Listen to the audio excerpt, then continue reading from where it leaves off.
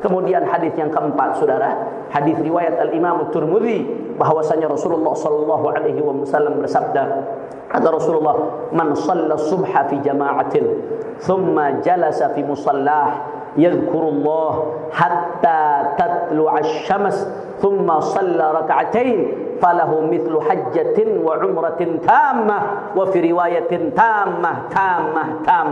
Dalam hadis riwayat Al-Imam Tirmidzi bahwasanya Rasulullah bersabda, siapa orang yang pertama salat subuh berjamaah, kemudian setelah salat subuh berjamaah jalasa fi musalla, dia tidak bergegas dari tempat salatnya, apa yang dia lakukan? Yadhkurullah, berzikir kepada Allah. Zikir banyak, saudara. Zikir bisa dalam bentuk membaca Al-Quran, zikir bisa dalam bentuk membaca zikir-zikir yang disebutkan diajarkan oleh Nabi setelah salat subuh dan setelah salat maghrib, saudara. Zikir bisa dengan cara membaca sholawat. Zikir termasuk zikir yang disebutkan dalam hadis-hadis adalah hadir di kajian-kajian keilmuan. Itu termasuk bagian daripada zikrullah, mengingat Allah subhanahu wa ta'ala. Siapa yang sholat subuh berjamaah, kata Nabi, kemudian dia berzikir sampai terbit matahari.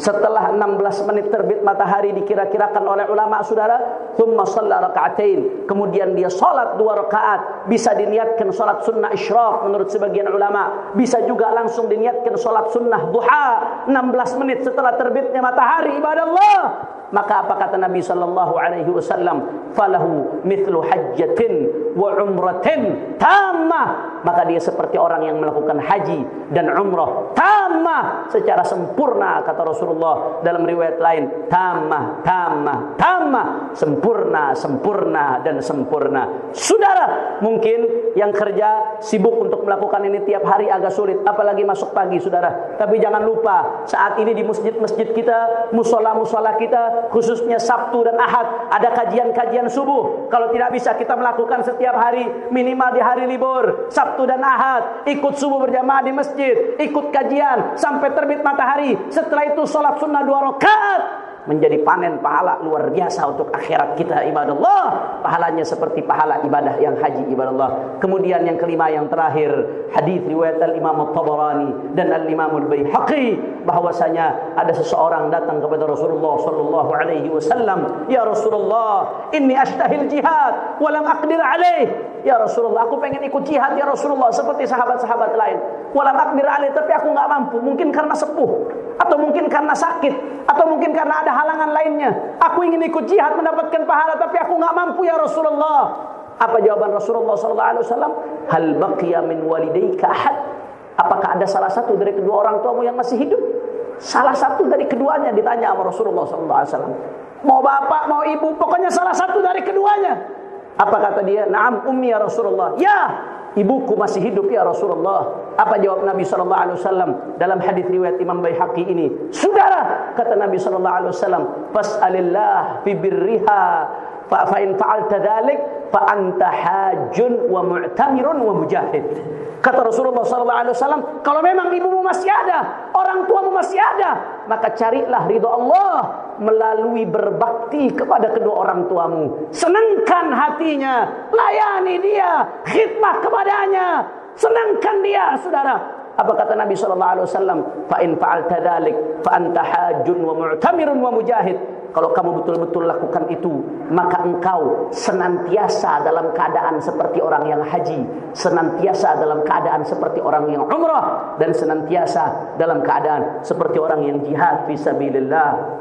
Oleh karena itu, beruntung yang ayah ibunya masih ada, saudara. Atau yang salah satunya masih ada. Beruntung. Jangan sampai keberadaan orang tua kita justru menjadi penyebab kita masuk neraka. Bagaimana keberadaan orang tua menjadi penyebab kita masuk neraka? Dengan durhaka kepadanya, mengabaikan kepadanya.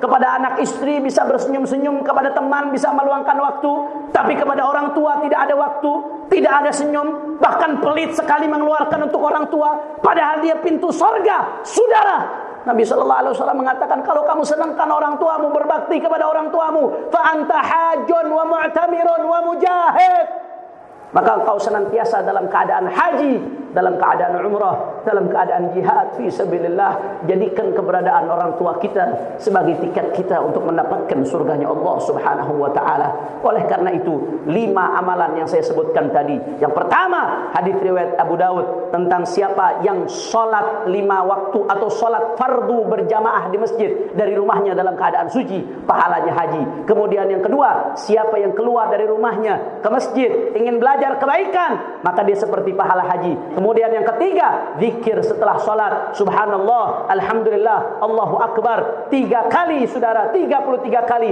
Kalau diistiqomahkan juga mendapatkan pahala yang sama saudara. Kemudian sholat subuh berjamaah yang keempat, hadis riwayat Imam Tirmidzi, sholat subuh berjamaah, kemudian dia duduk berzikir sampai terbit matahari, kemudian sholat sunnah 2 rakaat 16 menit setelah terbitnya matahari, saudara, juga sama seperti mendapatkan pahala haji. Dan yang kelima, berbakti kepada kedua orang tua seolah-olah terus menerus dalam keadaan haji, ibadallah.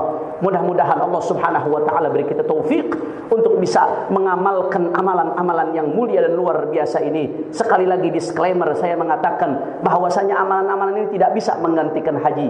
Tapi haji tetap punya keistimewaan sendiri. Kewajibannya bagi orang yang mampu tidak bisa digugurkan kecuali dengan menunaikannya, saudara. Tapi bagi kita yang belum bisa haji atau yang sudah pernah haji ingin terus-teruskan mendapatkan pahala ini, maka Allah Maha Besar, Allah Maha Penyayang, Allah Maha Kasih. Allah sudah menyiapkan melalui lisan Nabi Muhammad sallallahu alaihi wasallam amalan-amalan yang kalau kita amalkan kita mendapatkan pahala ibadah haji. إن أحسن الكلام كلام الله الملك العلام والله سبحانه وتعالى يقول وبقوله يهتدي المهتدون فإذا قرئ القرآن فاستمعوا له وأنصتوا لعلكم ترحمون.